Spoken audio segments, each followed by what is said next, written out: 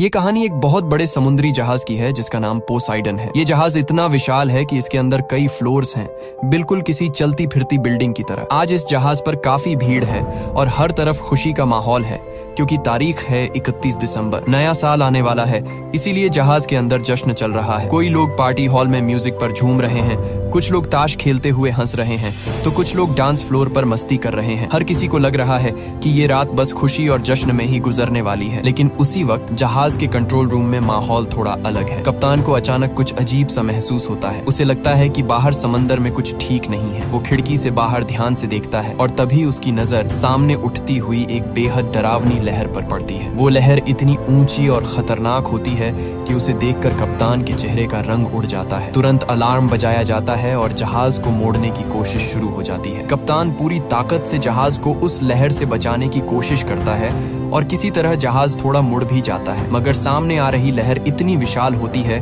कि कुछ पल पहले तक जिसके पीछे चांद साफ दिखाई दे रहा था, अब वही चांद उस लहर के पीछे पूरी तरह गायब हो जाता है। ऐसा लग रहा था जैसे समंदर खुद एक दीवार बनकर जहाज की तरफ बढ़ रहा हो और फिर अगले ही पल वो विशाल लहर पूरे जोर से जहाज से टकरा जाती है। टक्कर इतनी खतरनाक होती है कि इतना बड़ा और भारी जहाज भी उसका दबाव सह नहीं पाता। देखते ही देखते पूरा जहाज उल्टा हो जाता है। जो हिस्सा ऊपर था वो नीचे चला जाता है और जो नीचे था वो ऊपर आ जाता है।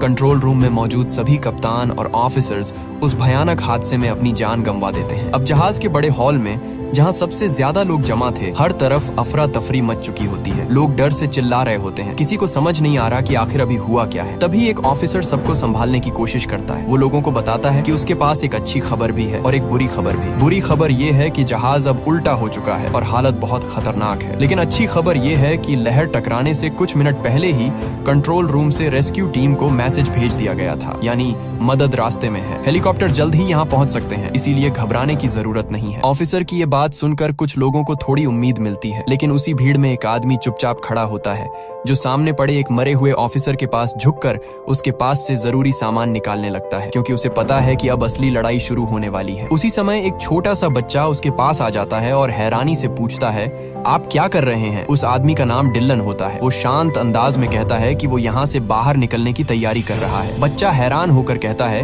कि यहाँ से निकलना मुमकिन ही नहीं है, लेकिन डिलन पहले उस बच्चे की माँ से मिल चुका होता है, इसलिए वो उसे पहचानता है। थोड़ी ही देर में बच्चे की माँ भी वहाँ आ जाती है। वो डिलन से पूछती है, आपने मेरे बेटे से क्या कहा? क्या सच में यहाँ से निकलने का कोई रास्ता है? डिलन बिना घबराए कहता है कि हाँ, उसे एक रास्ते के बारे में पता है, लेकिन बच्चे की माँ तुरंत मना करती है और कहती है कि ऐसा नहीं हो सकता। इस हालत में कोई भी इस जहाज से बाहर नहीं जा सकता। इतने में वहाँ दो और लोग आ जाते हैं। एक आदमी रॉबर्ट होता है और दूसरा एक बुजुर्ग शख्स। वो बुजुर्ग आदमी खुद को आर्किटेक्ट बताता है, यानी वो इमारतों और बड़े ढांचों का डिजाइन बनाने में माहिर है। वो चारों तरफ देखकर समझ जाता है कि हालात बहुत खराब हैं। अगर जहाज इसी तरह टूटता गया तो अंदर फंसे ज्यादातर लोग शायद जिंदा नहीं बच पाएंगे। तभी रॉबर्ट डिलन की तरफ मुड़कर पूछता है कि क्या उसे डिस्को हॉल का रास्ता पता है? डिलन कहता है कि हाँ, डिस्को ऊपर की तरफ है, मगर वो हैरान होकर पूछता है कि ऐसी हालत में कोई डिस्को क्यों जाना चाहेगा? तब रॉबर्ट बताता है कि उसका एक दोस्त वहाँ फंसा हुआ है। वो पहले उसे ढूंढेगा और फिर सब लोग मिलकर यहाँ से निकलने की कोशिश करेंगे। डिलन ये सुनकर साफ मना कर देता है। वो कहता है कि वो हमेशा अकेले काम करता है और किसी को साथ लेकर चलने का उसका इरादा नहीं है। लेकिन रॉबर्ट हार मानने वालों में से नहीं होता। वो डिलन से कहता है, ठीक है, अगर साथ नहीं चलना चाहते तो कम से कम ये बता दो कि ऊपर जाने का सबसे छोटा रास्ता कौन सा है, क्योंकि अब हर सेकंड की कीमत है। वो आदमी फिर इशारों में उन्हें रास्ता समझाने लगता है। तभी रॉबर्ट उससे कहता है, तुम जितना एक साल में कमाते हो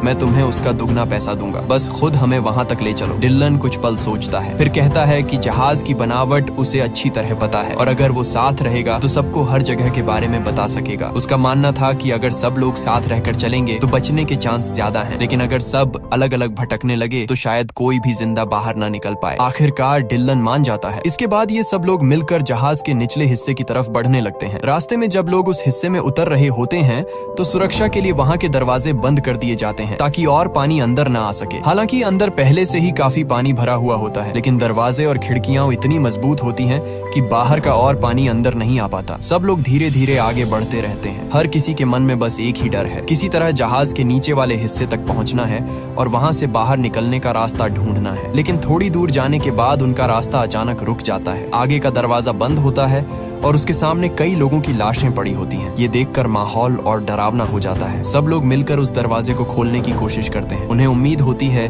कि अगर ये खुल गया तो शायद आगे का रास्ता मिल जाएगा, मगर कितनी भी कोशिश कर लें दरवाजा हिलता तक नहीं। तभी अचानक ऊपर वाले फ्लोर की लिफ्ट का दरवाजा खुल जाता है। ये देखकर सबको एक नया रास्ता दिखाई देता है। अब लोग किसी तरह एक दूसरे की मदद से उस लिफ्ट वाले रास्ते से ऊपर चढ़ने लगते हैं। धीरे धीरे लगभग सब लोग ऊपर पहुंच जाते हैं, लेकिन पीछे 2 लोग रह जाते हैं, एक वही बुजुर्ग आदमी और एक जहाज का कर्मचारी। इतने में अचानक नीचे लगी लोहे की पट्टी खिसक जाती है और रास्ता टूट कर गिर पड़ता है। अब हालत ये हो जाती है कि वो लोग मुश्किल से लिफ्ट के किनारे से लटक कर अपनी जान बचाने की कोशिश कर रहे होते हैं। हालत इतनी खतरनाक हो चुकी थी कि अगर ऊपर से गिरती हुई लिफ्ट उनसे टकरा जाती तो उनकी मौत तय थी। डिलन ऊपर से बुजुर्ग आदमी का हाथ पकड़े हुआ था, जबकि नीचे गाइड उस बुजुर्ग की टांग पकड़कर लटका हुआ था। डिलन पूरी ताकत से उन्हें ऊपर खींचने की कोशिश कर रहा था, लेकिन 3 लोगों का वजन बहुत ज्यादा था। तभी बुजुर्ग आदमी समझ जाता है कि अगर ऐसे ही रहा तो तीनों नीचे गिर सकते हैं। वो भारी दिल से गाइड से कहता है कि उसका हाथ छोड़ दे, वरना सब मर जाएंगे। लेकिन गाइड डर के मारे छोड़ नहीं पाता। आखिरकार बुजुर्ग आदमी मजबूरी में अपनी टांग झटका देता है और गाइड का पकड़ छूट जाता है। वो सीधा नीचे गहराई में गिर जाता है और वहीं उसकी मौत हो जाती है। इसके बाद डिलन किसी तरह बुजुर्ग आदमी को ऊपर खींच लेता है। तभी अचानक लिफ्ट जोर से नीचे गिरती है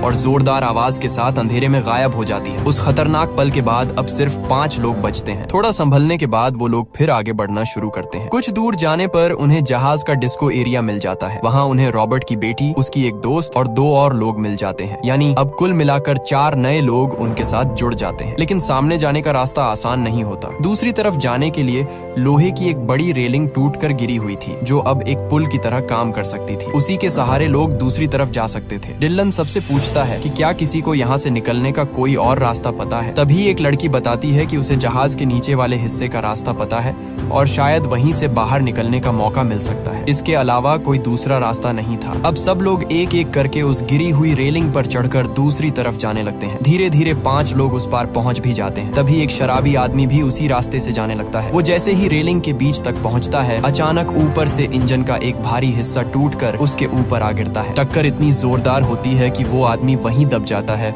और रेलिंग भी टूटकर उसके साथ नीचे गिर जाती है। नीचे पानी भरा हुआ था और उस पानी में आग लगी हुई थी। इंजन का टुकड़ा, टूटी रेलिंग और वो आदमी सब उसी जलते हुए पानी में गिर जाते हैं। कुछ ही सेकंड में आग उसे अपनी लपटों में ले लेती है और उसकी भी मौत हो जाती है। अब हालत ये हो जाती है कि कुल 8 लोग बचे हैं, लेकिन उनमें से सिर्फ 5 ही दूसरी तरफ पहुंच पाए हैं। रॉबर्ट, उसकी बेटी और डिलन अभी भी पीछे फंसे हुए हैं। नीचे पानी में आग जल रही थी और ऊपर से जहाज का ढांचा कभी भी टूटकर गिर सकता था। अब उन्हें कोई ऐसा रास्ता ढूंढना था जहां नीचे पानी हो, ताकि अगर कूदना पड़े तो शायद जान बच सके। डिलन समझ जाता है कि अगर नीचे पानी तक पहुंच जाए तो आग उसे छू भी नहीं पाएगी। वो हिम्मत करके नीचे कूदता है। जैसे ही वो पानी में गिरता है, तुरंत तैरते हुए दूसरी तरफ पहुंच जाता है। वहां पहुंचकर वो रस्सी का एक सिरा पाइप के साथ मजबूती से बांध देता है। अब उसी रस्सी को पकड़कर रॉबर्ट और उसकी बेटी भी धीरे धीरे झूलते हुए उस पार पहुंच जाते हैं। इसी बीच कहानी फिर जहाज के बड़े हॉल की तरफ जाती है। वहाँ अभी भी बहुत सारे लोग बैठे हुए थे। सबको उम्मीद थी कि जल्द ही मदद आएगी और हेलीकॉप्टर उन्हें बचा लेंगे, लेकिन हालात हर पल खराब होते जा रहे थे। समंदर का दबाव इतना बढ़ चुका था कि वहाँ लगे मोटे और मजबूत शीशे भी धीरे धीरे टूटने लगे और फिर अचानक एक शीशा टूट जाता है। अगले ही पल समंदर का पानी तेज दबाव के साथ अंदर घुस आता है। कुछ ही सेकंड में पूरा हॉल पानी से भरने लगता है। वहाँ मौजूद लोग घबराकर चीखने लगते हैं, लेकिन अब उनके पास बचने का कोई रास्ता नहीं होता। वो बेचारे बस चिल्लाते रहते हैं और देखते ही देखते सब पानी में डूब जाते हैं। उनकी दर्दनाक चीखें दूर खड़े वो 8 लोग भी सुन लेते हैं। तभी उन्हें समझ आ जाता है कि नीचे हॉल में मौजूद सभी लोग अब जिंदा नहीं रहे। ये सोचकर उनका दिल और भी भारी हो जाता है। लेकिन जिस जगह वो खड़े होते हैं वहाँ भी अब आगे जाने का कोई साफ रास्ता नहीं बचा था। तभी उन्हें ऊपर एक छोटा सा वेंटिलेशन दिखाई देता है। वो बहुत तंग रास्ता होता है, लेकिन शायद वही एक उम्मीद थी। सब लोग समझ जाते हैं कि अगर बाहर निकलना है तो इसी रास्ते से जाना होगा, क्योंकि जगह बहुत छोटी थी, इसलिए एक बार में सिर्फ एक ही आदमी अंदर जा सकता था। अब सब लोग बारी बारी से उस वेंटिलेशन में घुसकर आगे बढ़ने लगते हैं। काफी मुश्किल से रेंगते हुए जब वो आखिर तक पहुंचते हैं तो देखते हैं कि सामने एक लोहे की जाली लगी हुई है जो रास्ता बंद कर रही है। रॉबर्ट पूरी ताकत से उसे खोलने की कोशिश करता है, मगर जाली पर मजबूत पेंच लगे हुए थे। वो उसे हिला भी नहीं पाता और हाथ बाहर निकालकर कुछ करने की जगह भी नहीं थी। अब सब सोचने लगते हैं कि कोई नुकीली चीज मिल जाए जिससे उन पेंचों को खोला जा सके। तभी उनके साथ मौजूद एक लड़की जो बिना टिकट जहाज में छुप कर आई थी, चुपचाप अपने गले से क्रॉस वाला छोटा सा लॉकेट उतारती है और रॉबर्ट को दे देती है। वो कहती है कि शायद इसकी नुकीली किनारी से पेंच ढीले हो जाए और शायद यही छोटी सी चीज उनकी जान बचाने का रास्ता बन जाए। सबसे नीचे डिल्लन था, इसलिए पानी सबसे पहले उसी तक पहुंच रहा था। धीरे धीरे पानी बढ़ता गया और वो लगभग पूरी तरह उसमें डूबने लगा। अब हालत ऐसी हो गई थी कि बस कुछ ही सेकंड में उसकी सांस टूट सकती थी। तभी अचानक किस्मत से सामने लगी जाली ढीली पड़ जाती है और खुल जाती है। जैसे ही रास्ता खुलता है सब लोग जल्दी जल्दी बाहर निकल आते हैं। इसी वजह से आखिरी पल में डिल्लन की जान भी बच जाती है। लेकिन बाहर निकलते ही उन्हें एहसास होता है कि मुश्किलें अभी खत्म नहीं हुई हैं। आगे बढ़ने पर उन्हें एक बड़ा टैंक दिखाई देता है। नीचे जाना मुमकिन नहीं था क्योंकि वहां से तेजी से पानी अंदर आ रहा था। आगे का रास्ता भी बंद था। असल में वहां से निकलने का सिर्फ एक ही तरीका था, एक छोटा सा रास्ता जो तब तक नहीं खुलता जब तक पूरा टैंक पानी से भर न जाए। मतलब अगर उन्हें आगे जाना है तो इस टैंक को जानबूझकर पानी से भरना पड़ेगा। जैसे ही टैंक पूरा भर जाएगा, दबाव की वजह से छोटा दरवाजा खुल जाएगा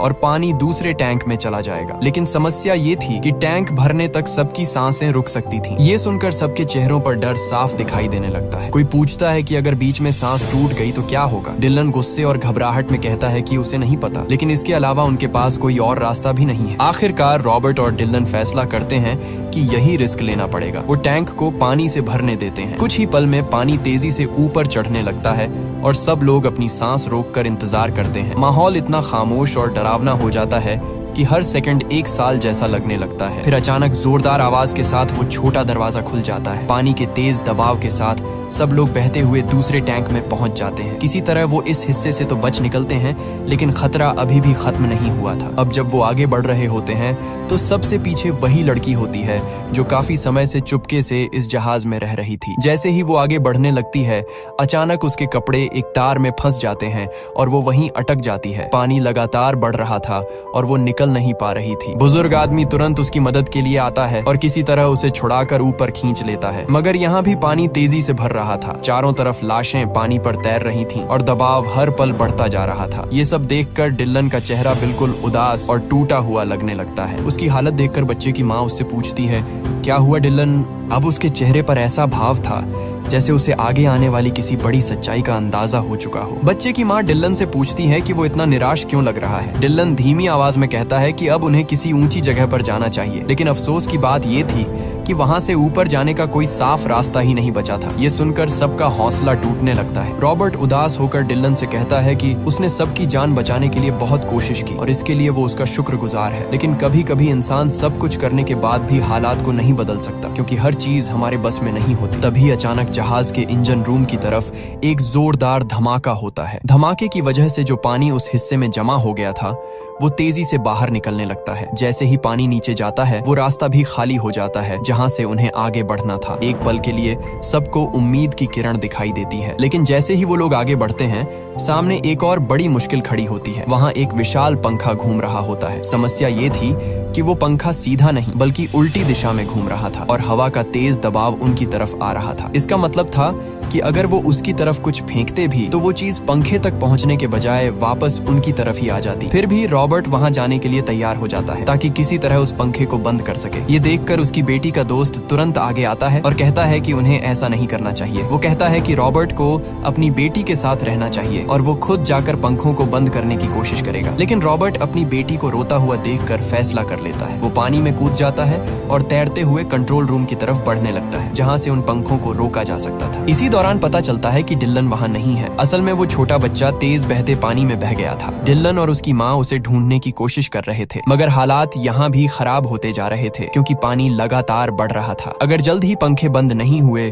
और वो लोग यहाँ से नहीं निकले तो शायद वो भी डूब सकते थे। उधर रॉबर्ट किसी तरह कंट्रोल रूम तक पहुंच जाता है और पंखों को बंद करने की कोशिश करता है, लेकिन पानी के अंदर उसकी सांसें धीरे धीरे टूटने लगती हैं। वो बुरी तरह तड़प रहा होता है। ऐसा लगता है कि अब वो ज्यादा देर जिंदा नहीं रह पाएगा। उसी आखिरी पल में उसकी नजर एक बटन पर पड़ती है। वो बटन पंखों को बंद करने का नहीं बल्कि उन्हें उल्टी दिशा में घुमाने का था, यानी पंखों की घूमने की दिशा बदली जा सकती थी। मरने से ठीक पहले रॉबर्ट उस बटन को दबा देता है। बाहर खड़े लोग अभी भी परेशान थे कि पंखे बंद क्यों नहीं हो रहे, लेकिन तभी रॉबर्ट की बेटी का दोस्त अचानक नोटिस करता है कि जो चीजें पहले उनकी तरफ आ रही थीं, अब वो उल्टी दिशा में जाने लगी हैं। इसका मतलब था कि पंखों की दिशा बदल चुकी थी और अब शायद उनके पास बच निकलने का आखिरी मौका था। अब हालात बदल चुके थे। पहले हवा का दबाव उनकी तरफ आ रहा था, लेकिन रॉबर्ट द्वारा बटन दबाने के बाद सब उल्टा हो गया। अब हवा दूसरी दिशा में जाने लगी थी। यह देखकर रॉबर्ट की बेटी का दोस्त तुरंत डिलन से कहता है कि अब रास्ता साफ हो चुका है। इसी बीच पंखे भी आखिरकार टूटकर रुक जाते हैं। जैसे ही रास्ता पूरी तरह खुलता है, सब लोग जल्दी जल्दी उस रास्ते से निकलने लगते हैं। एक एक करके वो जहाज के बाहरी हिस्से तक पहुंचते हैं और बिना देर किए सीधे समुद्र में कूद जाते हैं। पानी में गिरने के बाद वो तेजी से तैरते हुए पास ही मौजूद एक छोटी लाइफ बोट तक पहुंचते हैं जो उसी जहाज की थी। किसी तरह सब लोग उस छोटी नाव में चढ़ जाते हैं, लेकिन खतरा अभी खत्म नहीं हुआ था। जैसे ही वो नाव में बैठते हैं, पीछे से विशाल जहाज पोसाइडन उनकी तरफ झुकने लगता है। ऐसा लग रहा था जैसे पूरा जहाज अभी उन पर गिर पड़ेगा। ये देखकर सब लोग घबराकर जल्दी जल्दी नाव चलाने लगते हैं ताकि जितनी जल्दी हो सके वहां से दूर निकल जाए। कुछ ही पलों में वो काफी दूर पहुंच जाते हैं और फिर उनकी आंखों के सामने वो नजारा आता है जिसे देखकर कोई भी सन्न रह जाए। वो विशाल और शानदार जहाज जो कुछ समय पहले तक पूरे गर्व के साथ समुद्र पर तैर रहा था, अब धीरे धीरे पूरी तरह समंदर में डूब चुका होता है। थोड़ी देर बाद उनमें से एक फ्लेयर गन चलाता है ताकि जो रेस्क्यू टीम उन्हें ढूंढ रही है वो दूर से इस रोशनी को देख सके। और सच में कुछ ही देर बाद आसमान में हेलीकॉप्टर की आवाज सुनाई देने लगती है। मदद आखिरकार पहुंच चुकी होती है। अब जो लोग बच गए थे उनकी जिंदगी का एक नया अध्याय शुरू होने वाला था, लेकिन वो भयानक रात और उस डूबते जहाज की याद शायद उन्हें कभी नहीं भूलने वाली थी।